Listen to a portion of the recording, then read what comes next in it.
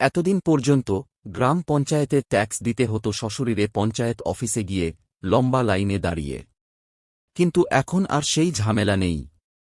পশ্চিমবঙ্গ সরকারের ডিজিটাল উদ্যোগের ফলে এখন ঘরে বসেই অনলাইনে গ্রাম পঞ্চায়েতের ট্যাক্স জমা দেওয়া যায়।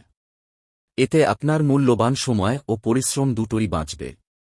আজকের এই ভিডিওতে আমরা বিস্তারিতভাবে জানাব কিভাবে মোবাইল বা কম্পিউটার থেকে সহজে পঞ্চায়েতের ট্যাক্স অনলাইনে পরিশোধ করবেন, কোন কোন ডকুমেন্টস প্রয়োজন হবে, পেমেন্ট করার পর রসিদ কিভাবে ডাউনলোড করবেন। পুরো প্রক্রিয়াটি স্টেপ বাই স্টেপ দেখানো হবে, যাতে একদম নতুন মানুষও সহজে বুঝতে পারেন। তাই ভিডিওটি শুরু থেকে শেষ পর্যন্ত মন দিয়ে দেখুন। তবে চলুন ভিডিওটি শুরু করা যাক। প্রথমে গুগল ওপেন করে টাইপ করবেন পিআরডি ট্যাক্স, তারপর সার্চ করবেন। সার্চ রেজাল্টে প্রথম যে লিঙ্কটা আসবে সেই লিঙ্কে ক্লিক করবেন। লিঙ্কে ক্লিক করার সঙ্গে সঙ্গে পঞ্চায়েত ডিপার্টমেন্টের ট্যাক্স পেমেন্ট পোর্টাল ওপেন হয়ে যাবে। এছাড়া ভিডিও ডিসক্রিপশনে এই পোর্টালের লিঙ্ক দেওয়া আছে, লিঙ্কে ক্লিক করে ডাইরেক্ট এই পোর্টালে আসতে পারবেন। পোর্টালে আসার পর এখানে অ্যাসেস নাম্বার এন্ট্রি করবেন যদি থাকে, তারপর সার্চ অপশনে ক্লিক করবেন। যদি অ্যাসেস নাম্বার না থাকে তাহলে এখানে ডিস্ট্রিক্টের নাম সিলেক্ট করবেন। তারপর ব্লকের নাম সিলেক্ট করবেন। ব্লকের নাম সিলেক্ট করার পর গ্রাম পঞ্চায়েতের নাম সিলেক্ট করবেন। তারপর এখানে ট্যাক্স পেয়ারের নাম এন্ট্রি করবেন এবং এখানে ট্যাক্স পেয়ারের বাবার নাম এন্ট্রি করবেন। তারপর সার্চ ইওর প্রপার্টি অপশনে ক্লিক করবেন। সার্চে ক্লিক করার পর এই রকম একটা পপ আপ আসবে। এখানে ট্যাক্স পেয়ারের অ্যাসেস নাম্বার, নাম, বাবার নাম এবং কত টাকা ট্যাক্স বাকি আছে তা শো হবে। ট্যাক্স পে করার জন্য এই অ্যারো অপশনে ক্লিক করবেন। ক্লিক করার পর এই রকম ইন্টারফেস আসবে। এখানে মোবাইল নাম্বার এন্ট্রি করবেন, তারপর লগ ইন অপশনে ক্লিক করবেন। লগ ইন অপশনে ক্লিক করার পর এই রকম ইন্টারফেস আসবে।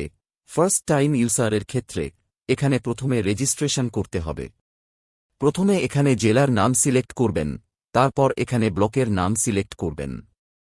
ব্লকের নাম সিলেক্ট করার পর এখানে গ্রাম পঞ্চায়েতের নাম সিলেক্ট করবেন। তারপর এখানে ট্যাক্স পেয়ারের নাম এন্ট্রি করবেন এবং এখানে লাস্ট নেম বা টাইটেল এন্ট্রি করবেন। তারপর এখানে ইমেইল আইডি এন্ট্রি করবেন। তারপর ক্রিয়েট অ্যাকাউন্ট অপশনে ক্লিক করবেন। ক্রিয়েট অ্যাকাউন্ট এ ক্লিক করার পর মোবাইলে ওটিপি আসবে, জাস্ট ওটিপির ঘরে ওটিপি এন্ট্রি করবেন। তারপর ভেরিফাই অপশনে ক্লিক করবেন।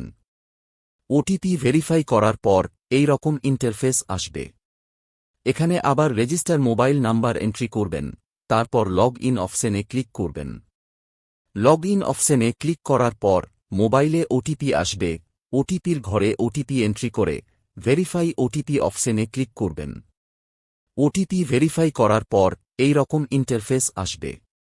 এখানে অ্যাসেস নাম্বার শো হবে এবং এখানে হোল্ডিং নাম্বার শো হবে, জাস্ট এখানে ট্যাক্স পেয়ারের মোবাইল নাম্বার এন্ট্রি করবেন।